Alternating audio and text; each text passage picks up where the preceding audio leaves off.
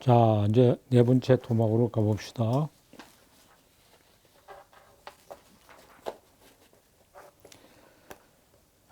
이제 영웅 이야기가 후대적 변모입니다. 영웅 이야기, 실력 이야기, 영웅 이야기, 범인 이야기를 이제 정리하는 편은 지나가고, 영웅 이야기의 영웅의 일생이 후대에 어떻게 변질하는가 또는 바뀌는가, 거기서 영웅의 일생을 가부터 사까지 정리한 것도 일단 넘어갑시다. 기억을 환기하기 위해서 앞을 들춰보는 수고를 줄이기 위해서 했습니다. 자, 영웅 3은 어떠냐? 서사무가 여성 영웅, 바리공주와 당금액이 무당이 구전내는 서사무가의 주인공입니다. 주몽의 타례처럼 남성이 아니고 여성이어서 남성이 지배자교 나오기 전 단계 신령 3단계의 유산을 여전히 있는다고 할 수 있습니다. 그러나 이것을 시대적으로 앞당겨서 과거의 고형이라면 보지 말고 이것이 계속 전승되면서 어떤 의미와 기능을 지녔는가를 봐야 하기 때문에 여기다 갖다 놨습니다. 영웅일생이 온전하게 전승된 걸 입증하면서 몇 가지 시대적 변화가 보여집니다. 국왕의 자식이지만 바리공주는 7째 공주로 태어난 것이 불입니다. 옥함에 넣어서 바다에 버려진 시대가 된 것이 탈레나 괴네교나 상통합니다. 요 화소의 아주 끈덕진 전승, 이건 참 우리가 연구거리죠. 이것도 이제 섣불리 무슨 심리학적 해석을 내린다든가 하는 것은 조금 보류해야 합니다. 뭐 그런 해석을 일단 경청을 할 수 있어도 받아들일 필요 없습니다. 구출양력자가 여럿입니다. 새들이 보하고 석가열애가 나서서 석가열애 분부를 받고 비리공덕 할미 부부가 양육했습니다. 구출양력자가 많은 것이 특징입니다. 위기는 국왕인 아버지가 죽게 된 것이고 저승에 가서 약물 기르와 아버지를 살리고 무당이 세어되어서 섬김을 받았습니다. 이룩한 승리와 얻은 결과는 상당히 소박합니다. 무슨 지배자가 된 것도 아니고 무당의 세계에서는 무당의 신이 된 것이 가장 큰 성취이죠. 7째 딸이라고 버림받았음에도 아버지를 살리고 저승에 다녀오는 모험을 하는 효녀의 모습을 보여주면서 후대인은 그렇게 인식하도록 하면서 두 가지 주장을 펴지요. 여자를 천대하는 것은 잘못이다. 효성이 가장 큰 가치이다. 여자를 천대하는 건 잘못이다 하는 것은 우리가 보편적인 의의를 가지고 있고 다 같이 공감하지만은 효성이 어떤가는 가치이다는 것은 어떤 이념적 시대적 한계가 있다고 말할 수 있어요. 이것은 효동을 강조하던 중세사회의 유교 사회의 도덕률과 전맥되어 있습니다.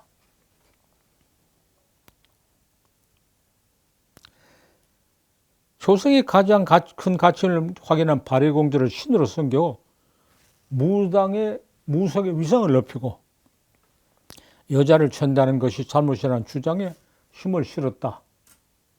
이것은 무당이 후대적인 어떤 위치와 소망과 관련시켜서 이해할 수 있는 여지가 많습니다. 이런 연구는 많이 할 수 있습니다. 영웅 4번의 궁예는 국왕의 아들이지만 서자로 태어나서 피부원 능력지만 불길한 이유로 버려서 죽게 되는데 궁녀가 데려다 몰래 길렀습니다. 도적의 무리에 들어가 두목을 죽이고 왕이 되어 나라를 세웠어. 거기다가 없던 단락이 하나 추가되어 횡포를 부리다가 왕위를 잃고 쫓겨나서 피살되었습니다. 승리한 영웅이 아니라 패배한 영웅으로 나타나면서 어떤 변절되고 굴절되는 것을 볼 수가 있습니다.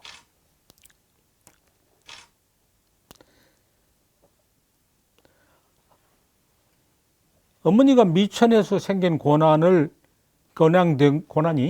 마침내 패배에 이른 것과 관련이 됩니다. 궁녀는 뛰어난 능력을 지니고 나라를 세운 데까지 이르렀어도 귀족용으로 상층용으로 상승해 승리를 거둘 수 있는 태생적인 한계가 있어서 비극적 결말이 실패한 영웅과 그 비극적 결말이 이런 것이 실패한 영웅과 상통합니다.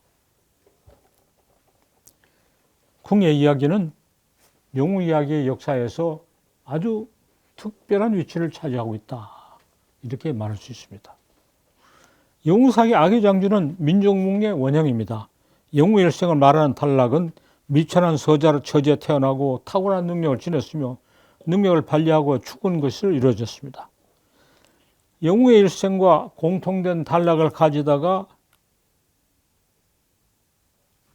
비극적인 결말을 맞이고 패배한 영웅을 되었다는 것이 국내의 경우와 상통하고 모든 민족 영웅이 함께 가지는 특징입니다.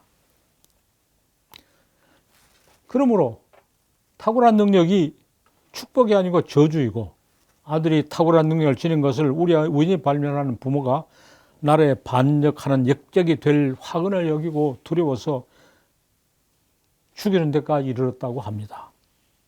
야기장수를 태울 용마가 울고 다녔다는 말을 덧붙여 죽음이 원탄을 강조할 겁니다. 여기서 승리한 영웅과 다른 패배한 영웅, 민족 영웅의 아주 확연한 모습이 등장하는데 이 자기장수 이야기가 전국에 파다하게 변하고 있다는 것이 참 문제입니다. 어떻게 그렇게 파다하게 정하는가? 파고들어서 밝혀야 될 문제가 많습니다. 이 경우에 부모가 어리석다고 나무랄 것은 아닙니다. 아들이야 죽여야 했던 심정을 이해하고 동정해야 합니다. 통치 체제를 뒤엎는 역적을 경계하고 징벌하는 국가의 폭력이 너무 끔찍해 치를 떨게 하지 않습니다. 국가의 폭력을 고발하는데 이 이야기에 주안점이 있다. 이렇게 말할 수 있습니다.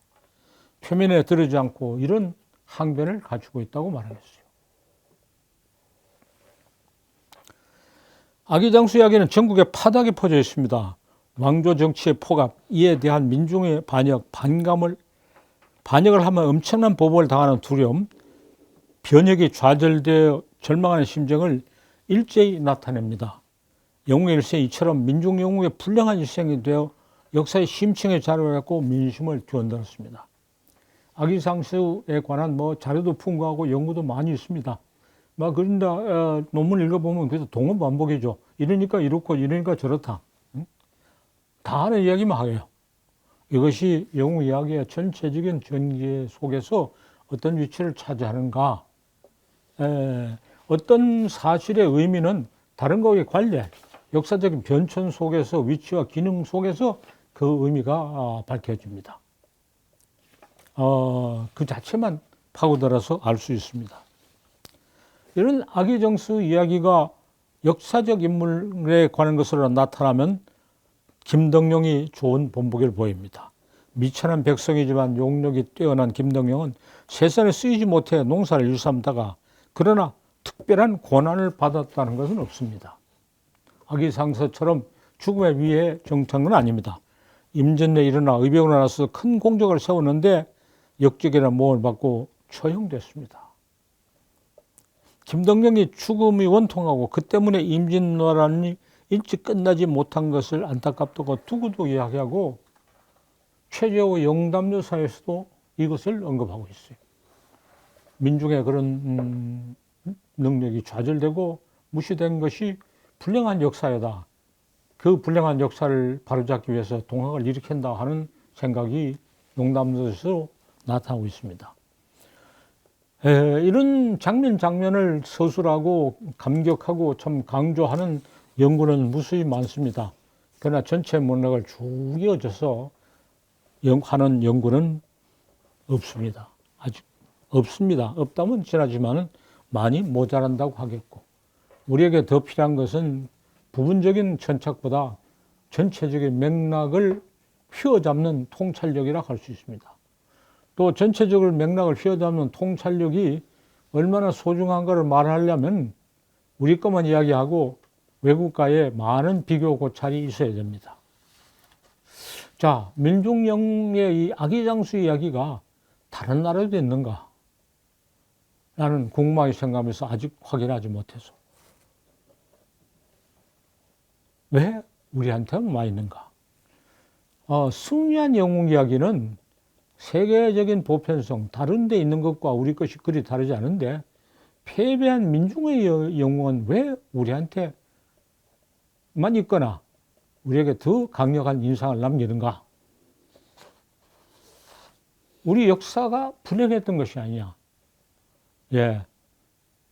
나는 역사가 더 불행한 것이 아니고 역사에 부른 지배자의 횡포에 대한 한거의식이 우리가 남달랐다. 이렇게 말합니다.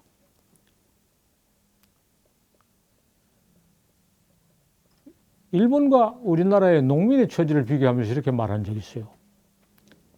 농민이 편하게 사느냐 못하게 사는 것은 인구 비례로 군인이 많은가 적은가 직결되어 있다. 인구 비례로 군인이 많으면 농민이 힘들어요. 관리 먹을 거 생산하고 군인 먹을 거 생산하고 그리고 자기 거 생산해요. 군인 적으면 관리 먹을 거 생산하고 자기 거 생산해요. 아무리 지위가 높은 사람도 한 끼에 밥을 2그릇 먹지 않아요. 그런데 우리 문학에는 농민의 참상, 가렴 주고 관리 횡포를 규탄하는 글이 굉장히 많아요. 예, 우리 농민은 침탈은 적게 받고 침탈에 대한 한거는 남달랐다. 이렇게 봐요. 우리 백성들이 다른 나라보다 더 처참하게 희생되느냐? 아기장수가 그걸 말해주느냐? 예, 희생된 것은 상대적으로 적어도 희생에 대한 한거는 더 강건했다. 이렇게 보는 것이 마땅하지 않을까? 그것이 오늘날 민주화. 그렇죠. 그래서 차등이 당연하다고 받아들이지 않고 대등을 주장하는 강력한 요구가 있어서 오늘날 우리 사회를 민주화시키고 역동적인 사회라고 창조적인 사회를 만드는 것이다. 그런 가렴주구와 민중의 희생에 강조를 하는 관점은 적당하지 않고 또 비교 연구를 통하면 사실로 입증되지 않고 일본의 농민들이 한글을 적용한 것은 잘 지냈기 때문이다. 전에 월간 조선에서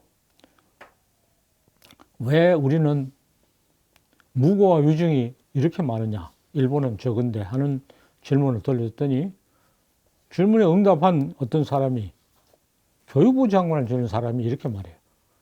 일본의 농민은 세금을 다 납부하면 다 보호를 받았는데 우리나라 농민은 끊임없는 가렴주구에 시달렸다. 이렇게 말해요. 세금을 다 납부하면 하는 조건이 있어요. 예, 세금을 다 납부할 수 없게 과도한 세금을 내야 합니다. 원리적으로 관리 먹을 것과 군인 먹을 것을 다 생산하고 자기 먹을 걸 생산하는 거 하고 군인 먹을 거는 별로 고려 안 해서 사는 거는 원칙 구조로 다른데 일본의 농민은 보호받고 우리 농민은 수탈의 대상이 됐다고 하는 것은 사실을 잘못 받았거나 일본 사람이 하는 거짓말에 속았거나 필요 이상의 자학적인 민족 허무주의에 빠졌거나 하는 것 중에 하나입니다. 아기장수 이야기를 하면서도 그 민중에 대한 가혹한 탄압에 초점을 두지 않고 그것을 이겨내려고 하는 의지 쪽에다 초점을 두는 것이 옳다고 생각합니다. 이런 비교 연구가 우리는 역사와 문화와 뭐에 대한 많은 문제를 해결해 줄 수 있는 중요한 자리라는 것을 다시 인식해야 되고 문자 그대로 해석하는 것보다 전후의 관련과 숨은 의미를 캐는 데 더 힘써야 되고 더욱이 강조합니다만 세계적인 비교 연구가 있어야 돼요. 아기장수의 비교 연구는 나도 상상도 못하고 비교 연구할 만한 자료를 어디서도 발견하지 못했어요. 자, 토론합시다.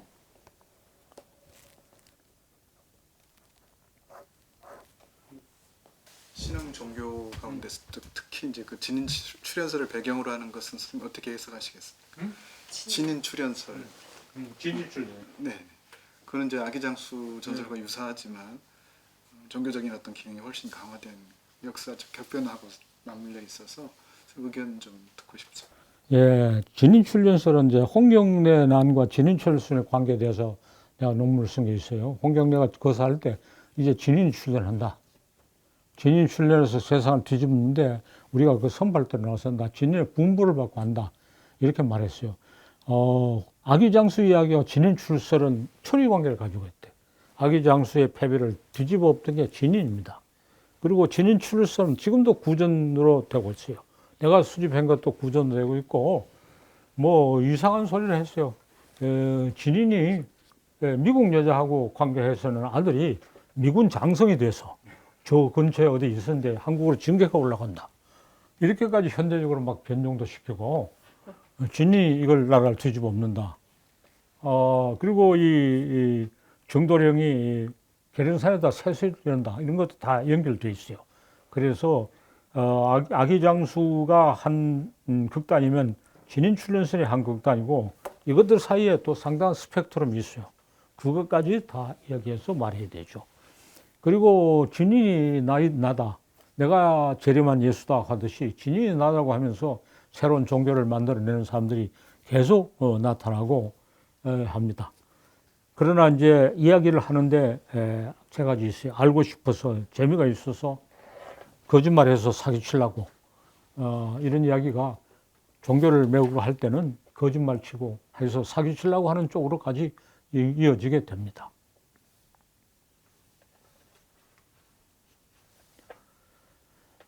근데 복잡하게 얽어나가면 막 끝이 없어요. 그래서 정신을 차리고 아주 큰 줄거리를 잘 잡아 나가는 것이 요령이다. 거듭 말합니다.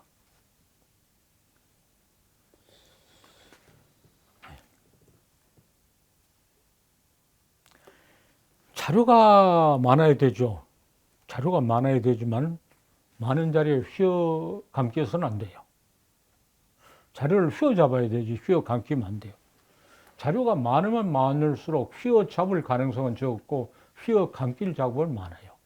또 자료를 보고 너무 탐욕하고 신기해하면 발을 못 빼요.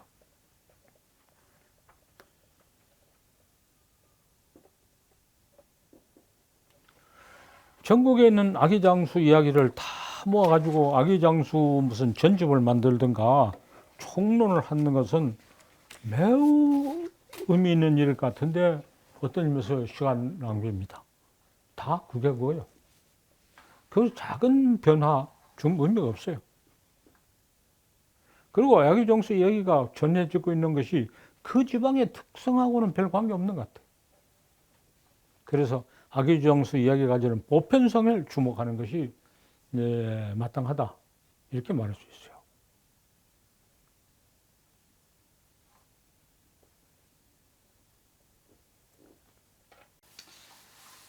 우리 설화 중 대표성을 갖는 설화 하나만 들으라 그러면 이 아기장수 뭐 대표성을 하나만 들으라고 보다도 상하관계에 관한 이야기의 대표성이라고 말할 수 있게, 이제 아기장수 이야기 하나 하고 숙종대왕 박문수가 민정을 서찰했던 이야기하고 또 연결시킬 수 있어요. 그래서 숙종대왕 박문수가 뭐 아는 체하고 돌아다니다 보면 어디 이인이 나타나요. 그래서 진인의 이야기하고 이인의 이야기가 또 연결돼요. 아기장수와 진이란 것은 아주 격렬한 쪽의 양극을 이루는데, 그런 사람과 이인의 이야기는 조금 더 온건하고 좀 사려 깊은 쪽에 어떤 양극을 이루고 있어요. 그래서 이런 인간형이 서로 이렇게 배치되고 관계되는 이야기, 이것도 이제 좋은 연구인데, 보통 사람 연구하려면 사실만 다 정리하고 말아요. 사실만 정리하는 것을 뭐라고 말하냐, 나무에 논문 쓰라고 카드 정리해 주는 거다.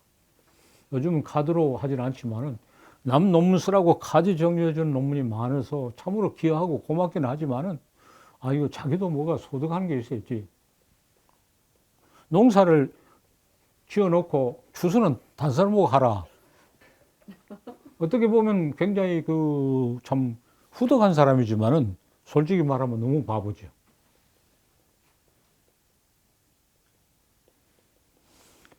그래서 그런 거 논문을 보면은 그 사람은 그 논문 쓰는데 참 몇 년을 걸렸는데, 그거 보면 난 일주일 내에 새 논문 쓸 수 있어요.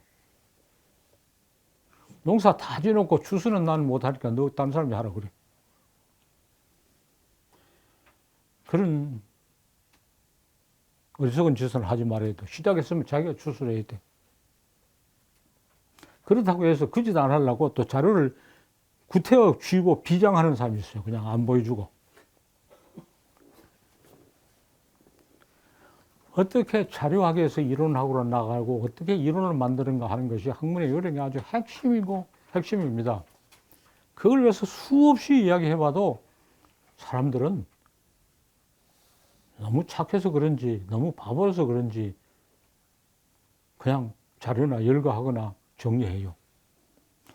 보통 뭐 잘못하는 사람 열거하고 좀 나은 사람은 정리하고 또 한 8, 90% 얘기해놓고 나머지 1, 20%도 해야 되려 그걸 안 하고 그만 끝내고 적당히 무식하다는 거. 적당히 무식해요. 무식하다는 거, 머리가 나쁘다는 거하고는 다른 뭐. 아, 머리가 나쁘다는 것이 머리가 너무 좋으면은 네. 너무 유식해요. 아니 일주일 남서는 추수 안 하고 나서 일주일 만에 쓰는 거는 머리가 너무 좋은 거고. 아니요, 머리가 좋은 게 아니라 뭐라고 말할까, 뭐 요령이 있는 거지. 그게 그거니까. 아, 너 왜 그렇게 많은 논문을 쓰느냐? 예, 대부분 다른 사람이 농사 지은 거 내가 몰래 추수한 거예요. 그런데 그 사람이 자기 거 가져간 줄도 몰라요. 영무일생도 다른 사람이 다 이야기했어요. 결국 가지고 놀지. 응? 가지고 놀지. 예. 자, 오늘 여기서 마치죠. 예, 예.